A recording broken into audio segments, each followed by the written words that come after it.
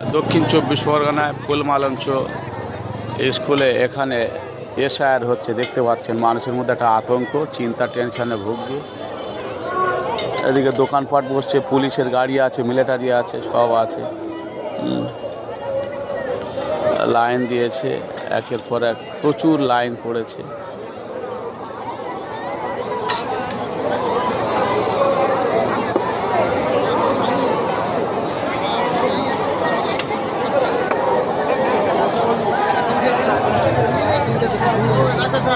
ভারত সরকার যা করেছে মানুষের একটা টেনশনে ফেলে দিয়েছে।